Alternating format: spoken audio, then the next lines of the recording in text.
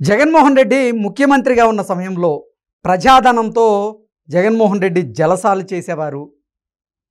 Special ఫ్లైట్లను book చేసుకొని ఆయన ప్రయాణం చేసేవారు. కానీ వైసీపీ అధికారాన్ని కోల్పోయిన తర్వాత జగన్మోహన్ రెడ్డిలో ఉన్నటువంటి కొన్ని గుణాలు బయటపడుతూ ఉన్నాయి. జగన్మోహన్ రెడ్డి పిసినారు వాడు. అందుకే ఇప్పుడు అధికారం లేదు కాబట్టి తన సొంత డబ్బుని ఖర్చు పెట్టి ఎకానమీ క్లాస్లో ఆయన ప్రయాణం చేస్తున్నారు అంటూ జగన్మోహన్ రెడ్డి మీద, భారతిరెడ్డి గారి మీద నెటిజన్లు భిన్న స్వరాలు వినిపిస్తున్నటువంటి నేపథ్యంలో ఈ అంశం మీద మనం విశ్లేషణ చేసుకునేటువంటి ప్రయత్నం చేద్దాం. ప్రస్తుతం మనతో పాటు ఉన్నారు ప్రముఖ రాజకీయ విశ్లేషకులు, ప్రముఖ సీనియర్ జర్నలిస్ట్ సిఎస్ రావు గారు. సార్తో మాట్లాడదాం. సార్ నమస్తే. సార్ నమస్తే. జగన్మోహన్ రెడ్డి ముఖ్యమంత్రిగా ఉన్న సమయంలో ప్రజాధనంతో ఆయన జల్సాలు చేసేవారు, ప్రజాధనాన్ని వృధా చేసేవారు. ఆయన ముఖ్యమంత్రిగా ఉన్న సమయంలో ప్రజాధనంతో స్పెషల్గా ఫ్లైట్లను బుక్ చేసి ఆ ఫ్లైట్లో మాత్రమే ప్రయాణం చేసేవారు.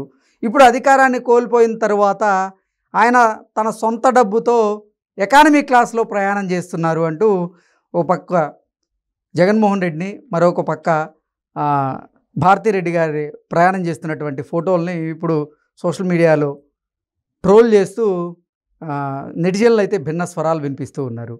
జగన్మోహన్ రెడ్డి పిసినారి అంటూ కొంతమంది కమెంట్లు చేస్తూ ఉంటే, లేదు జగన్మోహన్ రెడ్డి అంటే ఒక రాజకీయ వ్యూహంలో భాగంగానే ఈ ఎకానమీ క్లాస్లో ఆయన ప్రయాణం చేస్తున్నారంటూ మరికొంతమంది కమెంట్లు చేస్తున్నారు. ఏంటి సార్ దీని మీద మీ విశ్లేషణ? ఇప్పుడు ఎవరైనా ఒకసారి మోసం చేస్తారు, రెండోసారి మోసం చేయాలనుకుంటే మోసపోవడానికి దాదాపుగా ఎవరు సిద్ధంగా ఉండరు. రెండోసారి కూడా మోసపోతే వాళ్ళని అమాయకులు అనుకోవాలి, మోసపోయిన వాళ్ళని. సో కాబట్టి జగన్మోహన్ రెడ్డి 2019లో ముందు ఆయన చెప్పినటువంటి మాటల్లో ఆంధ్రప్రదేశ్ ప్రజలు నమ్మారు.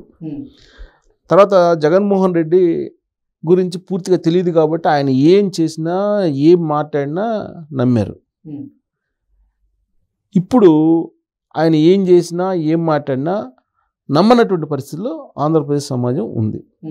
ఇది ఎందుకు చెప్తున్నానంటే, జగన్మోహన్ రెడ్డి ఏ పని చేసినా ఖచ్చితంగా మైండ్ గేమ్ ఉంటుంది. జగన్మోహన్ రెడ్డి ఆడేటువంటి మైండ్ గేమ్ మరొక రాజకీయ నాయకుడు ఎవరు ఆడలేరు. సార్ ఇంతకీ ఎకానమీ క్లాస్లో జగన్మోహన్ రెడ్డి కుటుంబం ప్రయాణం చేసినటువంటి నేపథ్యంలో ఇది జగన్మోహన్ రెడ్డి పిసినారితనమా, లేదంటే జగన్మోహన్ రెడ్డి రాజకీయ వ్యూహమా అంటే ఏం చెప్తారు? రెండు ఉన్నాయి, ఒక దెబ్బకు రెండు పిట్టలలాగా. జగన్మోహన్ రెడ్డి, అదే నేను చెప్తుంది, మైండ్ గేమ్ ఎలా ఉంటుందంటే ప్రత్యర్థిని మొత్తం అన్ని కోణాల నుంచి అతను రౌండ్ చేస్తాడు. ఆ స్థాయిలో ఉంటుంది అతని రాజకీయపరమైన మైండ్ గేమ్. చాలా డేంజర్ మైండ్ గేమ్ ఆడుతుంటాడు. 2019 మనం చూస్తే ప్రత్యేక హోదా కావాలని అంటే మీరు నా సపోర్ట్ చేయండి, మేము రాజీనామా చేస్తాం అన్నాడు. మేము ఎంపీల చేత రాజీనామా చేస్తాము, మీరు రాజీనామా చేయండి అని చెప్పి ఆ రోజున అధికారంలో ఉన్నటువంటి తెలుగుదేశం పార్టీకి 2019 ఎన్నికల ముందు సవాల్ చేశాడు. సరే, ఈయన ఎప్పుడు రాజీనామా చేయించాడు? 2019 ఎన్నికలకు ముందు 6 నెలలకు ముందు చేయించాడు వాళ్ళ ఎంపీల చేత. 6 నెలలు 5 నెలల ముందు చేయించాడు. మళ్ళీ ఎలక్షన్లు రావుగా. అదే నువ్వు ఒక సంవత్సరం ముందు చేస్తే ఉప ఎన్నికలు వచ్చిండే. కానీ ఆయన ఏం చేశాడు? ప్రత్యేక హోదా కోసం మా ఎంపీలు రాజీనామా చేస్తున్నారని చెప్పి ఆ రోజున రాజీనామా చేయించాడు. ఇప్పుడు ఇంకా 4 నెలలు 5 నెలలు జనరల్ ఎలక్షన్ ఉంది అని, ఇంకా జనరల్ ఎలక్షన్ ఇంకా 4-5 నెలలు ఉందనగా ఆయన రాజీనామా చేయించాడు. అంటే ఎంత మైండ్ గేమ్ ఆడాడు. ఈలోపు ఏం చేశాడు? ఆంధ్రప్రదేశ్లో అన్ని యూనివర్సిటీలకి, కాలేజీలకి వెళ్ళి ప్రత్యేక హోదా ఉద్యమాన్ని తీసుకొచ్చాడు. ఆ ఉద్యమాన్ని చూసిన తర్వాత అధికారంలో ఉన్నట్టు తెలుగుదేశం పార్టీ ఏం చేసింది? వాళ్ళ ఎంపీల చేత కూడా రాజీనామా చేయించి ఆ ఎన్డీఏ నుంచి బయటకు వచ్చి ఎన్డీఏకి వ్యతిరేకంగా మాట్లాడటం మొదలుపెట్టాడు చంద్రబాబు నాయుడు. సీన్ కట్ చేస్తే 2019 ఎన్నికల్లో జగన్మోహన్ రెడ్డి ముఖ్యమంత్రి అయ్యారు, చంద్రబాబు నాయుడు ప్రతిపక్షంలో కూర్చోవాల్సి వచ్చింది. ఫలితంగా ఆంధ్రప్రదేశ్ 2019 నుంచి 2024 వరకు ఎంత నష్టపోయిందో అందరికీ తెలుసు. అంటే ఆ స్థాయిలో ఆయన మైండ్ గేమ్ ఉంటుంది. సో ఇప్పుడు 2024లో ఘోరమైనటువంటి ఓటమిని చవిచూసిన తర్వాత జగన్మోహన్ రెడ్డి ఇప్పుడు మైండ్ గేమ్ ప్రారంభించాడు. ఏ మైండ్ గేమ్ ప్రారంభించాడు? రాష్ట్రంలో రూల్ ఆఫ్ లా లేదు, రాష్ట్రపతి పాలన పెట్టాలి, విశ్వసనీయత విలువలతో కూడినట్టు రాజకీయాలు నడపాలి, ఇలాంటి మైండ్ గేమ్ మొదలుపెట్టాడు. మొదలుపెట్టి ఆయన కొన్ని లక్షల కోట్లు సంపాదించాడు కిట్ ప్రోకో ద్వారా, అవినీతి పరుడు అనేది సిబిఐ ఛార్జ్ షీటే చెప్తోంది. ఆయన మీద ఉన్నటువంటి ముద్ర కూడా అదే. ఇప్పుడు ఆయన అరెస్ట్ చేయబోతున్నారు, అరెస్ట్ చేసే అవకాశం ఉంది. రాబోయే 2 రోజుల్లో హైకోర్టులో అలాగే సిబిఐ కోర్టులో కేసులు వేగవంతం అవుతాయి. కాబట్టి ఆయన దోచుకున్నాడు, ఇన్ని లక్షల కోట్లు దోచుకున్నాడు, ప్లస్ లిక్కర్లో దోచుకున్నాడు, ఇసుకలో దోచుకున్నాడు, భూములు కబ్జా చేశాడు, విదేశాలకు తరలించాడు డబ్బులు, కొన్ని లక్షల కోట్ల రూపాయలు మొత్తం తరలించేశాడు. ఇది కొన్ని ప్రత్యేక విమానాల ద్వారా అలాగే కంటైనర్ల ద్వారా అని చెప్పి వచ్చినటువంటి న్యూస్ ఎన్నికల ముందు. ఇలాంటి పరిస్థితుల్లో జగన్మోహన్ రెడ్డి బాగా సంపాదించిన అవినీతిపరుడు, విపరీతంగా దోచేసుకున్నాడు 2019 నుంచి ఇప్పటి వరకు అనేది బాగా పబ్లిక్లోకి వెళ్ళిపోయింది. పబ్లిక్ నమ్మారు. దాని ఫలితమే 11 మంది ఎమ్మెల్యేలను ఇచ్చారు. ఇప్పుడు డబ్బులు లేవు నా దగ్గర, అదంతా అబద్ధం అని చెప్పి చెప్పాలి. చెప్తే నమ్మే పరిస్థితి లేదు ఆంధ్రప్రదేశ్ సమాజం. అందుకని ఇప్పుడు ఏం చేస్తున్నాడు ఆయన, ఓడిపోగానే ఏం చేశాడు, ఇడుపులపై ఇక్కడి నుంచి వెళ్ళి ఇడుపులపై నుంచి కారులో వెళ్ళాడు. ఎక్కడికి? బెంగళూరు. 200 కిలోమీటర్లు కారులో ప్రయాణం చేశాడు. అంటే ఆయనకి హెలికాప్టర్ తీసుకునే స్తోమత లేదా, లేదా ప్రత్యేక విమానం బుక్ చేసుకునే స్తోమత లేదా అని అంటే కేవలం మైండ్ గేమ్. అంటే అవన్నీ అబద్ధాలు. 2019 నుంచి 2024 వరకు జరిగినటువంటి పాలనలో నేను నికార్సుగా నిజాయితీగా చేశాను, జీతం కూడా తీసుకోలేదు అని చెప్పి నమ్మించేటువంటి ప్రయత్నంలో భాగంగా అది చేశాడు. తర్వాత ఏం చేశాడు, ఇప్పుడు ఎకానమీ క్లాసులోకి ప్రయాణం చేశాడు. మొన్నటి వరకు ఏం చేశాడు, ప్రత్యేక విమానంలో గన్నవరం బెంగళూరు తిరిగాడు. గన్నవరం బెంగళూరు తిరుగుతూ వచ్చాడు. అదేవిధంగా తిరుగుతుంటే దోచుకున్న డబ్బంతా పెట్టి జలసాలు మొత్తం ప్రత్యేక విమానాలు తిరుగుతున్నారని చెప్పేసి అందరికి కళ్ళకి కనపడుతుంది కదా, నిజమే ఇతను దోచేశాడు, ప్రత్యేక విమానాలు తిరుగుతున్నాడు అని చెప్పి ఖచ్చితంగా నమ్ముతారు కదా ప్రజలు. సో అందుకని ఇప్పుడు ఏం చేస్తాడు, ఎకానమీ క్లాసులో భారతిరెడ్డిని కూర్చోబెట్టుకొని ఎకానమీ క్లాస్లో ప్రయాణం మొదలుపెట్టాడు. ఇప్పుడు ప్రయాణం మొదలుపెట్టినాడు. ఫోటో ఎందుకు వస్తుందండి బయటికి సోషల్ మీడియాలో? ఎకానమీ క్లాస్లో తను ప్రయాణిస్తున్నటువంటి ఫోటో ఎక్కడి నుంచి వచ్చింది, ఎందుకు వచ్చింది, అసలు అది ఎందుకు రిలీజ్ చేశారు? ప్రత్యేక విమానంలో పోయేటప్పుడు రిలీజ్ చేయలేదు కదా, మరి ఇది ఎకానమీ క్లాస్లో ప్రయాణం చేసినప్పుడు ఎందుకు రిలీజ్ చేశాడు? That is mind game. అంటే ఎకానమీ క్లాస్లో వెళ్తున్నాడంటే జగన్మోహన్ రెడ్డి పేదోడు, పేదల పక్షాన్ని నిలబడేటువంటి నేత, పెత్తందారులంతా అధికారంలో ఉన్నారు ఇప్పుడు అని ఆయన డైలాగులు చెప్పాడు కదా. ఆ డైలాగులు నమ్మాలి కదా ఆంధ్రప్రదేశ్ సమాజం. సో కాబట్టి ఇప్పుడు ఎకానమీ క్లాసులో ప్రయాణం చేస్తూ ఒక ఫోటో ఒకటి తీసుకొని దాన్ని సోషల్ మీడియాలో వదిలేడు. గత 24 గంటల నుంచే సోషల్ మీడియాలో అది చక్కర్లు కొడుతుంది, ఎకానమీ క్లాసులో ప్రయాణిస్తున్నాడు జగన్మోహన్ రెడ్డి అని. అంటే అర్థం ఏంటి? జనరల్గా ఏమనుకుంటారు, ఎకానమీ క్లాసులు అంటే నిజంగానే డబ్బులు లేవబ్బా, వాళ్ళు ఊరికి ఆరోపిస్తున్నారు, అన్ని లక్షల కోట్లు దోచుకుంటే ప్రత్యేక విమానాలు వెళ్తాడు కదా అని అనుకుంటారు కదా. అదొక మైండ్ గేమ్. రెండో కోణం చూస్తే జగన్మోహన్ రెడ్డి గురించి చెప్పేది ఏంది, వైఎస్ఆర్ కాంగ్రెస్ పార్టీలో ఉండేటువంటి వాళ్ళు కానీ, వైఎస్ఆర్ కాంగ్రెస్ పార్టీ నుంచి బయటకు వచ్చినటువంటి వాళ్ళు కానీ ప్రైవేట్ సంభాషణలో మాట్లాడుకునేది ఏంది, పరమ పిసినారి జగన్మోహన్ రెడ్డి. అతనికి దోచుకోవటం తప్ప, జేబులో వేసుకోవడం తప్ప జేబు నుంచి తీసేటువంటి మనస్తత్వం కాదు అతనిది. అతను మనీ మాంగర్ అనేది వైఎస్ఆర్ కాంగ్రెస్ పార్టీ నుంచి బయటకు వచ్చినటువంటి వాళ్ళు ఆ రోజు హీరో రాజశేఖర్ తొలి రోజుల్లో చెప్పినటువంటి మాటల్ని ఇప్పుడు బయటకు వచ్చినటువంటి వాళ్ళు కూడా ఏకగ్రీవంగా చెప్తుంటారు. ఒకవేళ జగన్మోహన్ రెడ్డి గారు కనుక పిసినారి అయ్యి ఉంటే ఆ పార్టీ అధినేతగా ఆయన ఎవరికైనా ఆదేశాలు జారీ చేస్తే వారు అసలు బిజినెస్ క్లాస్లో టికెట్ బుక్ చేసేటువంటి పరిస్థితులు ఉంటాయి, లేదంటే ప్రత్యేకమైనటువంటి విమానాలను కూడా ఏర్పాటు చేసేటువంటి పరిస్థితులు ఉంటాయి. కానీ ఎందుకు జగన్మోహన్ రెడ్డి ఇలా ఎకానమీ క్లాస్లో ప్రయాణం చేస్తున్నారు? ఇప్పుడు ఒకటి అధికారం కోల్పోయిన తర్వాత ఎవరు ముందుకు వచ్చి నీకు ఒకసారి 2 సార్లు అయితే ఇస్తారు. మరి మొన్నటిదాకా ప్రత్యేక విమానం ఇచ్చారు కదా, మరి ప్రత్యేక విమానాలు తిరిగాడు కదా.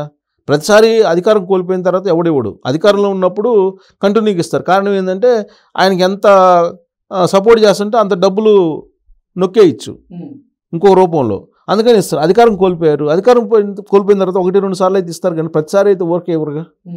ఇప్పుడు ఆల్మోస్ట్ 5-6 సార్లు వర్క్ ఇచ్చారు కదా ప్రత్యేక విమానం. ఇప్పుడు ఇంకా కంటిన్యూగా అయితే ఎవరుగా, కంటిన్యూగా ఇస్తే ఆయన ఇచ్చే వాళ్ళకి వాళ్ళు కూడా ఇతని నుంచి నాకు బెనిఫిట్ ఏందనేది ఆలోచిస్తారు కదా. ఒకటి.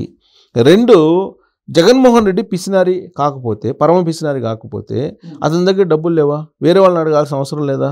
ఇక్కడ 2 కోణాలు, అదే చెప్పాను, ఒక దెబ్బకి 2 పిట్టలు అన్నట్టుగా 2 కోణాలు అతనిది. ఒకటేమో ప్రజల్ని మభ్యపెట్టాలి, 2 ఏంటంటే ఇతను పిసినారితనం అనేది కప్పిపుచ్చుకోవాలి. ఇప్పుడు ఆయనకి డబ్బులు ఉన్నాయి, తరతరాలుగా ఇంకొక 2-3 తరాలు అయినా సరే ప్రత్యేక విమానాల్లో తిరిగినా కానీ తరగనంత సొమ్ము ఉంది అనేది సిబిఐ షార్ట్ షీట్లే చెప్తున్నాయి. మనం చెప్పడం కాదు, సిబిఐ షార్ట్ షీట్లే చెప్తున్నాయి. ఇప్పుడు ఆయన అధికారంలో ఉన్నప్పుడు ముఖ్యమంత్రిగా ఉన్నప్పుడు 5 కిలోమీటర్లకు హెలికాప్టర్ వాడాడా లేదా? తాడేపల్లి నుంచి తన నివాసం నుంచి అమరావతిలో ఉండేటువంటి ప్రాంతానికి రావడానికి 5 కిలోమీటర్లు. ఈ 5 కిలోమీటర్లకు హెలికాప్టర్ వాడాడా లేదా జగన్మోహన్ రెడ్డి? ఆ హెలికాప్టర్ ఉండగానే 2 హెలికాప్టర్లు కొత్తవి బుక్ చేశాడా లేదా? ఏది అధికారాన్ని కోల్పోవడానికి ముందు. ఇది నిజం కదా, దానికి సంబంధించి జీవోలు ఉన్నాయి కదా. ఈ 2 హెలికాప్టర్లు ఎందుకు బుక్ చేసావు? ఆయన సొమ్ము కాదు కాబట్టి. నువ్వు పోలింగ్ అయిపోయిన తర్వాత నువ్వు ఆపద్ధర్మ ముఖ్యమంత్రిగా ఉంటూ నువ్వు లండన్కి ప్రత్యేక విమానంతో వెళ్ళావా లేదా?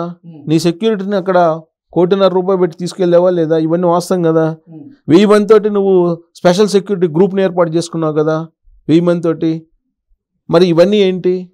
ప్రజాధనం అంత తేలిగ్గా ఉందా? ఇప్పుడు ఆయన సొంత డబ్బు అయితేనేమో ఒక రకంగా, అదే జనం డబ్బు అయితే ఇంకొక రకంగా జల్సా చేస్తాడు. ఇప్పుడు రిషికొండ 500 కోట్ల రూపాయలు ఖర్చుతోటి ఎవరి కోసం నిర్మించుకున్నావు? ఎవరి కోసం నిర్మించావు? అది తన సొంత విలాసం కోసమే కదా. అంటే ప్రజా సొమ్ము అయితే ఏ విధంగా ఆయన ఖర్చు పెడతాడు అనే దానికి ఇవన్నీ ఉదాహరణలు అనేకం ఉన్నాయి ఇలాంటివి.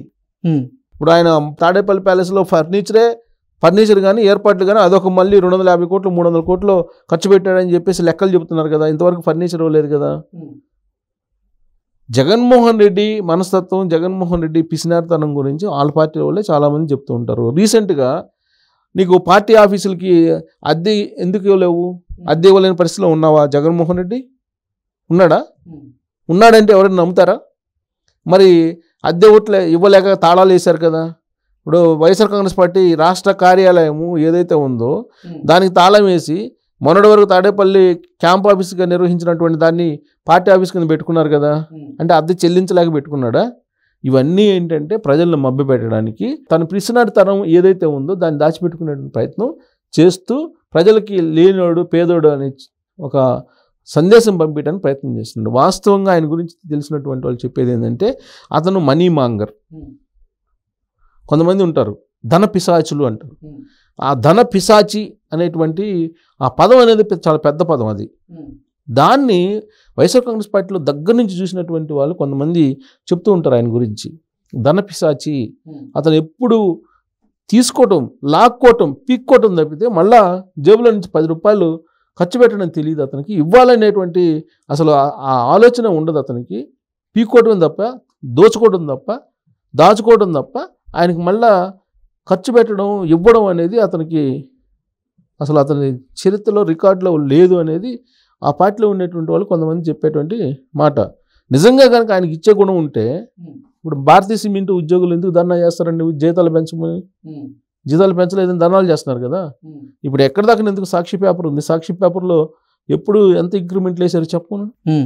ఇవన్నీ చూస్తే కనుక వైఎస్ఆర్ కాంగ్రెస్ పార్టీలో ఉండేటువంటి కొంతమంది ఆయన గురించి చెప్పేటువంటి పిసినారితనం, లోబితనం గురించి అది వాస్తవం అని చెప్పి మనం భావించడానికి అవకాశం ఉంది. లేదంటే జనం సొమ్ము అంటే ఉద్దరగా వస్తేనేమో జల్సాలు, ఆయన జేబులో డబ్బులు తీయడానికి వస్తేనేమో బాధేస్తుంది ఆయనకి. ఇప్పుడు ఆయన సొంత ఖర్చులు పెట్టుకోవడానికి ప్రత్యేక విమానాలు పోవచ్చు కదా, తిరగచ్చు కదా. ఇంకా 5 తరాలు తిరిగినా కానీ ఆయనకి తరగనటువంటి డబ్బు ఉందని చెప్పి సిబిఐ సాక్షులు చెప్తున్నాయి. సో కాబట్టి ప్రజలు ఇంతకు ముందులాగా ఈయన ఏం చెప్తే అది, ఏం చేస్తే అది నమ్మేటువంటి పరిస్థితి లేదు అనేది జగన్మోహన్ రెడ్డి తెలుసుకోవాలి.